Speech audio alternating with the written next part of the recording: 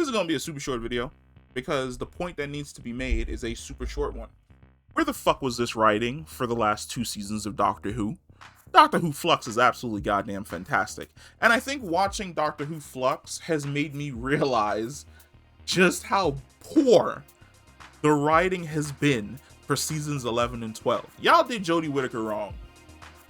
I'm gonna 100% say it. Y'all did Jodie Whittaker wrong. Because essentially you tried to remake what Doctor Who is. Doctor Who is like fun sci-fi. There are serious moments in Doctor Who, but one of the reasons why people tune in to watch Doctor Who is to essentially watch a fun adventure where the Doctor ends up in an impossible situation. He either has to make an impossible choice or he has to essentially use his wits to get out of the situation. And while using his wits, he's defeating the enemy with a level of fear because they've encountered him before, sarcasm because he's had to fight them multiple times and they're not getting the hint, or he's essentially instilling the fear into the character because this is the first time that they've met.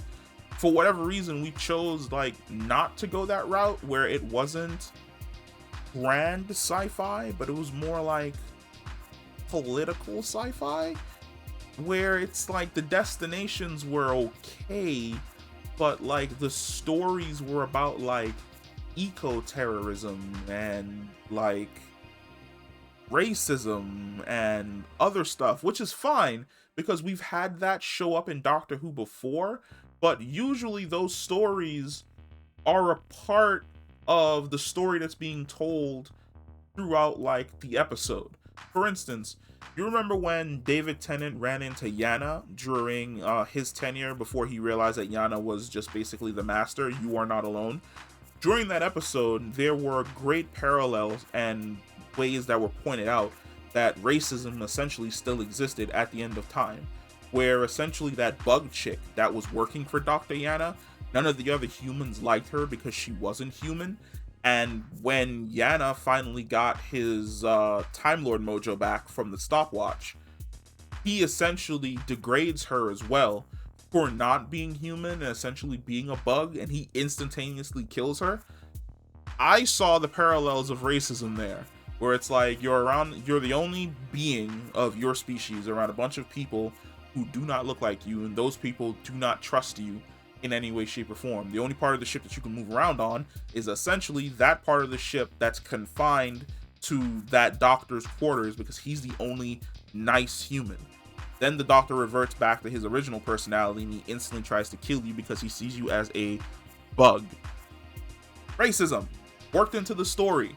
If you're a high thinker, you instantly see it. If you're not a high thinker, you just think the situation is fucked up, that's fine.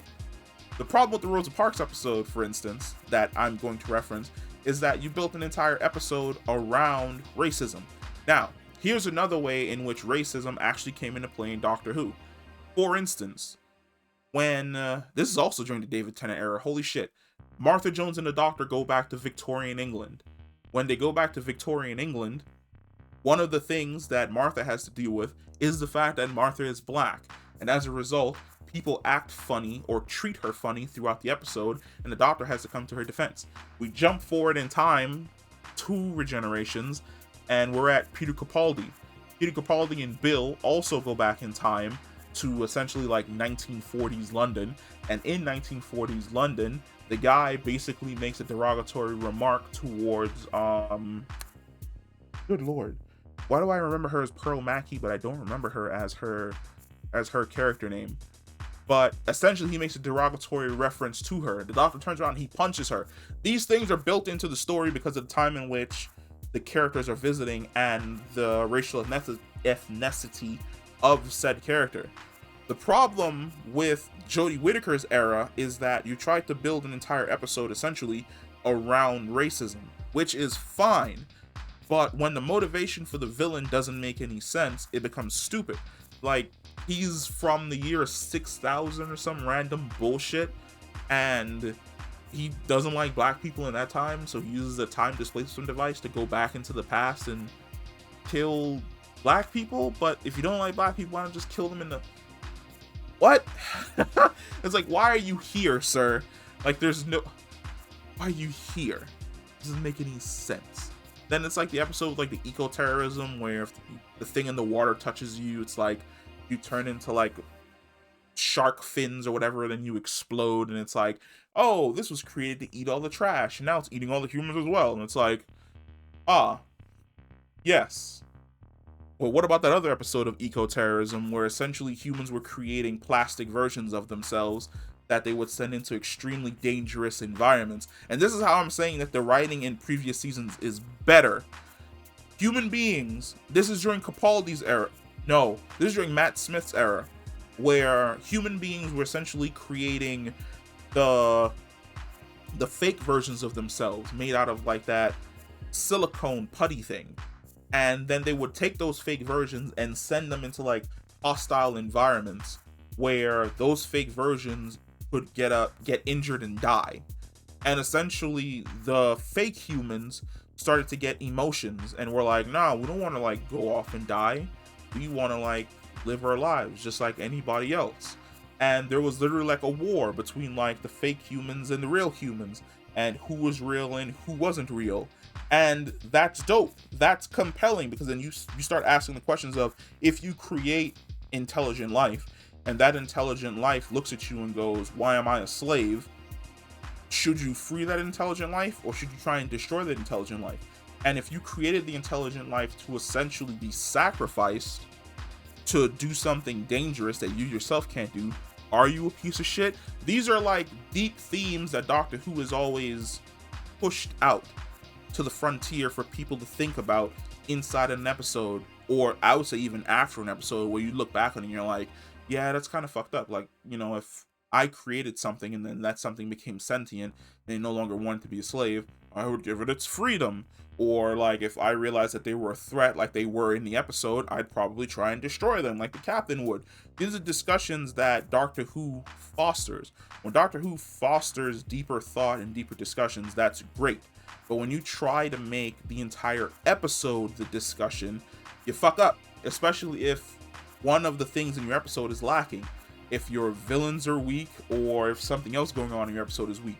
That's one of the reasons why the Master episodes and the Lone Cyberman episodes were so good, is because they weren't focusing on any external bullshit. They were just focused on telling good stories. Please. That is the secret sauce of Doctor Who. Good stories. Good stories that cause people to pause and think. When you build an episode around a political identity or a marginalized identity, and you try and like cram a story around it, it's not good. It's not good at all. So I'm kind of happy to see that Doctor Who Flux is giving Jodie Whittaker the series that she deserved, where she can have fun in and she can flex. Because I'm seeing like a whole bunch of people now that are coming out like, fuck yeah, she may be in like my top 5 doctors now, and blah blah blah blah blah blah blah. And I'm like, yeah, she's an excellent actress. She's absolutely fantastic. Anytime she has been given like a great script, such as Spyfall or The Lone Cyberman, she absolutely fucking crushes it. The problem is, you were crushing her soul with just bad writing for 2 seasons. And I'm really sad that she's gonna go, because I really think that if we could get one more season out of Jodie where the writing is just as excellent as it's been in Flux, she'd probably go down as probably one of my top 3. But the way as it is right now, I love her to pieces, but the woman deserved so much better. So much better. And I'm happy that she's finally getting the recognition that she deserves in Flux. But yeah, that's the video. Hopefully Flux wraps it on a good note, because I know we're getting 3 extra movies with her Doctor. I think we're getting a Christmas movie, then we're getting like 2 other specials, which will bring the total to 3. So hopefully those are all solid. But yeah, man, Jodie Whittaker deserved better. And I can only hope that wherever she goes after Doctor Who, it's absolutely fucking fantastic, and the writing team is fantastic. Peace.